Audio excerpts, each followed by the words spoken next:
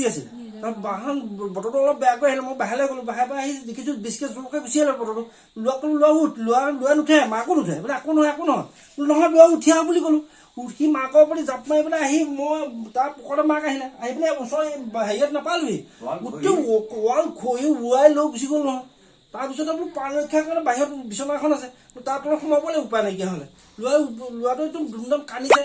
ভয়ত যেনে তেনে প্ৰাণ ৰক্ষা কৰিলোঁ আৰু ৰাতিটো আৰু খহি বিচনা ভাগি এদায়